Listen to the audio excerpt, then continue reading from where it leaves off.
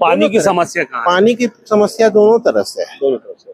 कि बारिश के दिन में डूब के मरना है अच्छा, और गर्मी के दिन में पानी के बिना मरना है। तरह से निगम का कितना सहयोग आपको मिला है? स्थानीय निवासी हैं आप, यहाँ के रहने वाले लोग हैं, बाशिंदे हैं। देखिए, इस संबंध में अब तक कोई कार्रवाई नहीं हुई है। कुछ भी नहीं हो रहा है, ब्लीचिंग पाउडर वगैरह नहीं, वो सब नाकाफी से जो भी कचरा अंदर आने का है वो सब रास्ता बंद नहीं किया गया है।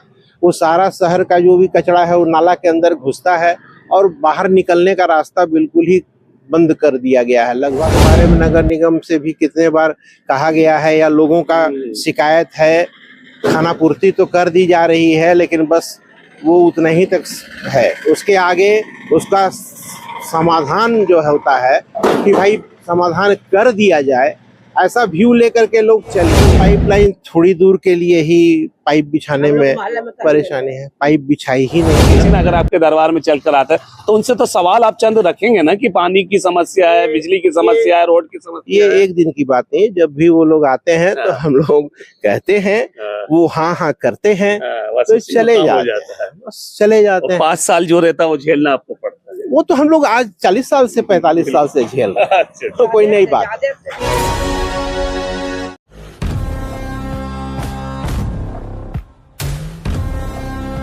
अच्छा नवनीत जी, बताएं कि वार्ड 18 के आप आगे स्थानीय निवासी हैं, कैसा काम हो रहा है नगर निगम का? क्या साफ सफाई को लेकर के क्या गाइडलाइंस दी गई है निगम की ओर से? क्या है आपका स्टैंड इसमें, ये बताएं। सर वैसी अगर बात करें तो वी आर एक्चुअली, मैं भी नगर निगम से जुड़ा हुआ हूँ, ठीक है।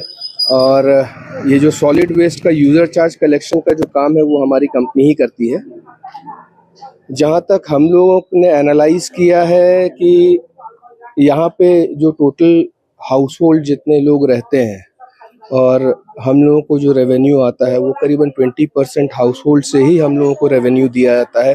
80% लोग आज भी डिनाई करते हैं पैसे देने से, ठीक है। जहाँ तक सर्विस की बात है, हाँ, अभी स्वच्छता कॉरपोरेशन ने टेक ओवर किया है, उनको काम अलॉट किया गया है, वो भी अपने एंड से सारा इनिशिएटिव्स ले रहे हैं।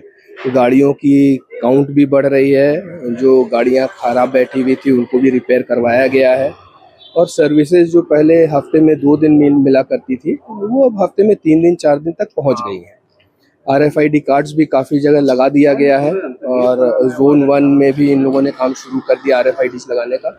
लगने के बाद जो लोगों का कंप्लेन है कि कचरा प्रॉपरली उठाया नहीं जाता है, उस पर भी एक लगाम कसी जाएगी और प्लस लोगों को भी और निगम को भी एक अवेयरनेस रहेगा कि कितना % सर्विस हर हाउस होल्ड को दिया जा रहा है। क्या लग रहा है कि निगम को जो स्थानीय यहाँ के लोग टैक्स पे में किस तरीके से रिस्पॉन्सिबिलिटी मिल रही है? यहाँ पर टैक्स की बात कर लीजिए, होल्डिंग टैक्स, वाटर टैक्स। वैसे प्रॉपर्टी टैक्स, वाटर टैक्स, ये सब मैंडेट है गवर्नमेंट के तरफ से और यहाँ पे प्रॉपर्टी टैक्स वगैरह एक मजबूरी बन गई है लोगों के लिए, ठीक है, तो लोग देंगे ही देंगे। लेकिन जहाँ पर सॉलिड वेस्ट यूज़र चार्ज की बात आती है, जो डोर टू डोर कचरा का कलेक्शन होता है, उसके अगेंस्ट में जो हाउस होल्ड को 80 रुपया पे करना रहता है, वहाँ पे निगम को एक बहुत बड़ी परेशानी फेस करनी पड़ती है, क्योंकि आज भी करीबन 20% लोग ही रांची में सॉलिड वेस्ट यूज़र चार्ज पे कर रहे हैं। 80% लोग आज भी डिनाई करते हैं पे करने से, ठीक है। ये और बताएं कि जैसा कि पता चला है कि हम लोगों के लिए आप एज अ डायरेक्टर है 53 वार्ड से, तो आपका क्या दायरा है, किस तरीके से आप लोगों को अजीब करते हैं, कैसे उसको अवेयरनेस देते हैं, क्या है पूरा? सर हम लोगों का पूरे 53 वार्ड में हम लोगों के टैक्स कलेक्टर्स हैं जो हर वार्ड में विजिट करते हैं, डोर टू डोर विजिट करते हैं, लोगों को कन्वर्ट करने की कोशिश करते हैं, लोगों को अवेयर करने की कोशिश करते हैं कि ये 80 रुपया महीना जो डोर टू डोर पे करते हैं लोग, उसी रेवेन्यू के हेल्प से निगम एक प्रॉपर और बेटर सर्विस देने की कोशिश करती है with regards to door to door service of user charge, ठीक है। तो अगर ये अवेयरनेस निगम को भी थोड़ा सा इस पे कड़ाई बरतना ज़रूरी है, ताकि जो परसेंटेज है वो ड्रास्टिकली इंक्रीज करे, और ये इंक्रीज आपको होगा तो इस पे डेफिनेटली सर्विस भी बेटर होगा। और जाहिर सी बात है कि सरकार के पास भी लिमिटेड सोर्स है पैसा का, अच्छा, मान लीजिए कि कोई जो तो टाइम से टाइम जो भर रहे हैं टैक्स, उनका तो बात अलग है। जो टैक्स नहीं भर रहे हैं उनका क्या शेड्यूल है, क्या है निगम की सर तरफ से लोगों क्या का एक्शन है इसका? अभी तो सर हम लोगों ने पिछले मतलब करीबन 3 साल हो गया है हम लोगों को ये काम करते हुए। जी और इस दफ़ा हम लोगों की काफ़ी बार मीटिंग भी हुई है निगम में।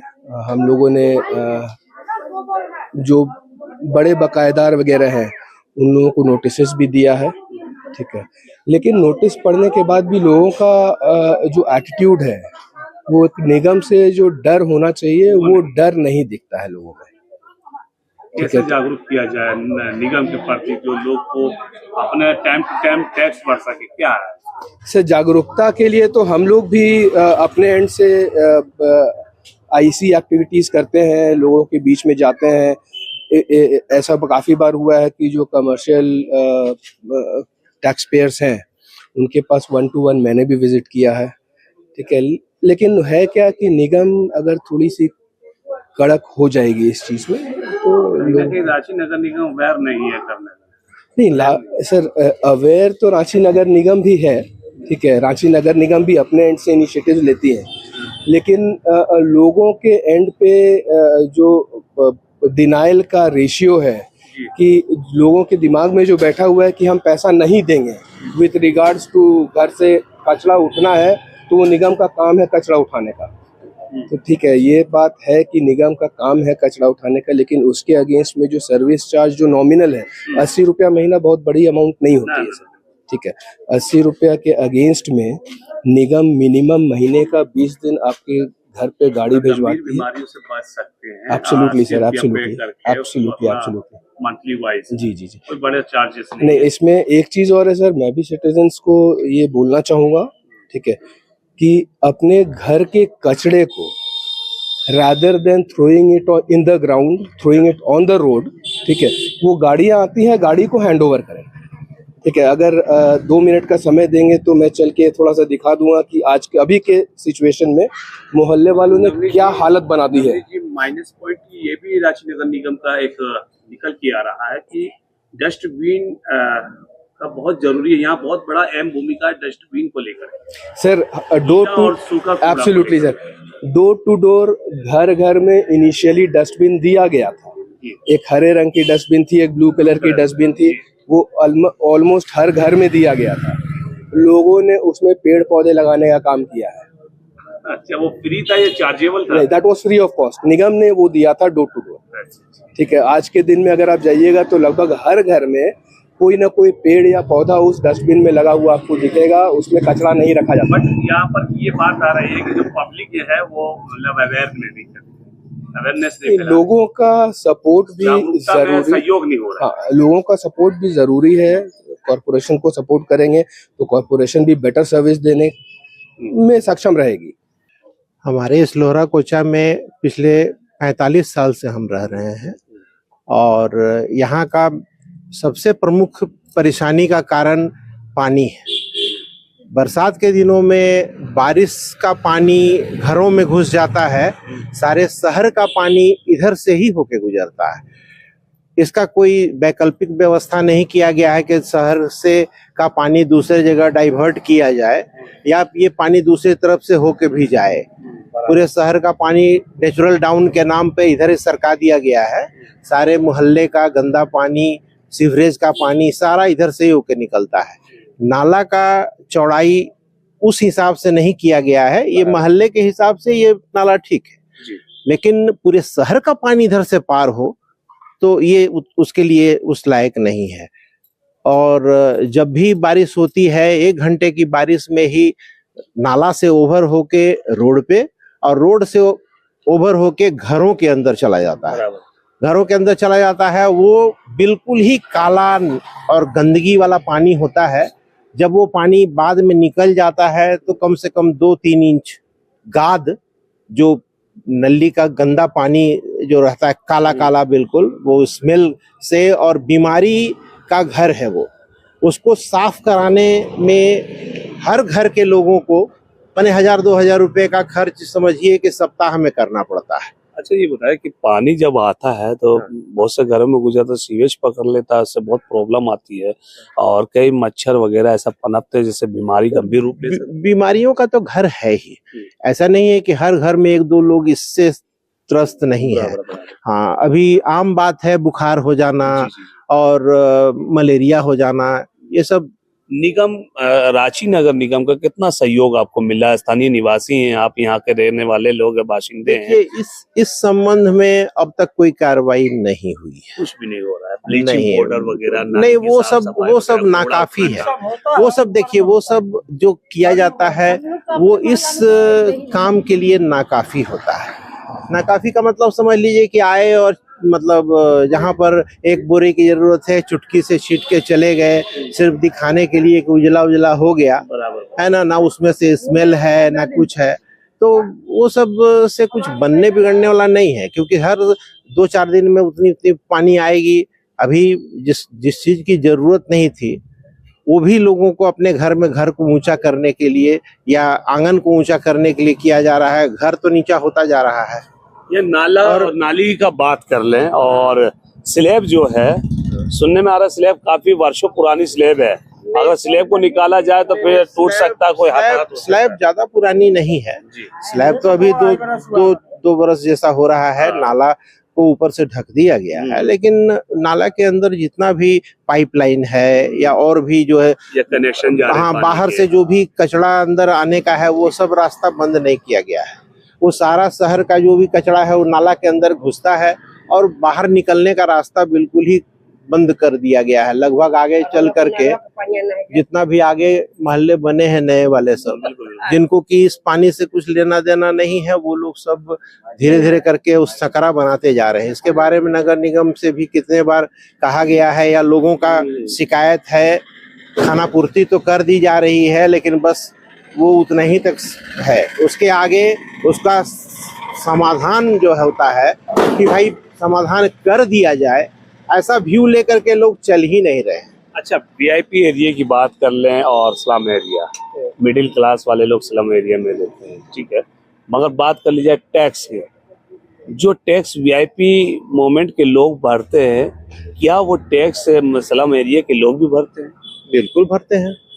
तो फिर आप में और उसमें सेवा देने में फिर जमीन आसमान का फर्क क्यों है? इसलिए कि वो लोग जो वीआईपी हैं वो एकजुट हैं, उनका पहुंच ऊपर तक है।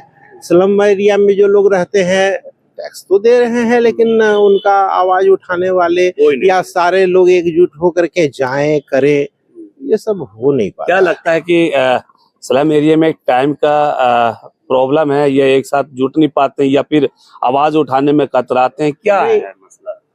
एक साथ जुट नहीं पाते हैं और आवाज उठाने में कुछ लोग आवाज उठाते हैं, फिर आवाज दब जाते हैं लोग, लेकिन क्या काम किया जाए प्रॉपरली जो सरकार आपकी बात सुने, निगम के अधिकारी सुने, वार्ड पार्षद सुने?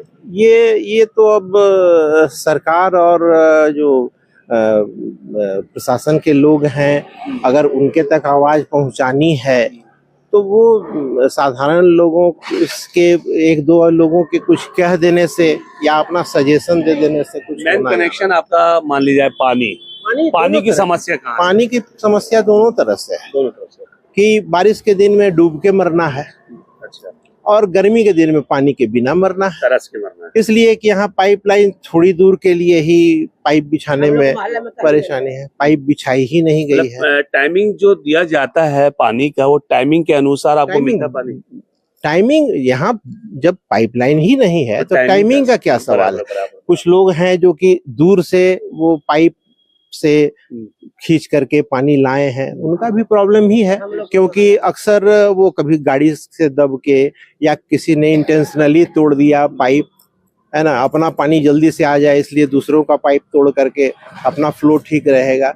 ये सब तरह का समस्या यहाँ आम बात है, वो होते ही रहता है, लेकिन उसका समाधान वही हो सकता है कि पीने का पानी का पाइपलाइन इधर बिछाया जाए। नगर निकाय का चुनाव का टाइम जो है करीब आ गया है, क्योंकि 7 साल से एबव हो चुका है, चुनाव नहीं हो रहा था किसी कारणवश, हाई कोर्ट में केस भी चला, पिटीशन दायर कर जो है रोशनी खलको जो वो भी पार्षद ही है, उन्होंने पिटीशन दायर की कि भाई चुनाव जल्दी कराया जाए, कुछ जनता के काम रोके जा रहे हैं। क्या लगता है कि अभी जो चुनाव आ रहे हैं उसमें क्या आप लोगों का एक समीकरण क्या है? देखिए, एक चुनाव और ये जो नेतागिरी और ये सब जो तरह का बात है, इससे आम पब्लिक या हम इस बारे में कुछ बोलना नहीं चाहते, क्योंकि इससे हम लोगों का कोई खास मतलब नहीं है। मतदाता हैं, बस अपना मतदान का प्रयोग अपने समय के हिसाब से अपना जो अच्छा लगता है वो करते हैं।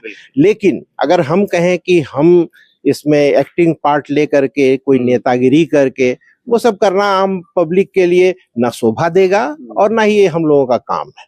मतलब पॉलिटिशियन का पार्ट्स नहीं बनना है। नहीं, हम इसके बारे में कोई एक शब्द भी बोलना नहीं चाहते कि इसमें हम कोई पॉलिटिक्स की बात करें या पॉलिटिशियन अगर आपके दरबार में चल के आता है, सर मेरी बात सुनिए, पॉलिटिशियन अगर आपके दरबार में चल कर आता है तो उनसे तो सवाल आप चंद रखेंगे ना कि पानी की समस्या है, बिजली की समस्या है, रोड की समस्या है। ये एक दिन की बात नहीं है, जब भी वो लोग आते हैं तो हम लोग कहते हैं, वो हाँ करते हैं, तो चले जाते हैं। 5 साल जो रहता है वो झेलना आपको पड़ता है। वो तो हम लोग आज 40 साल से 45 साल से झेल रहे हैं, तो कोई नई बात।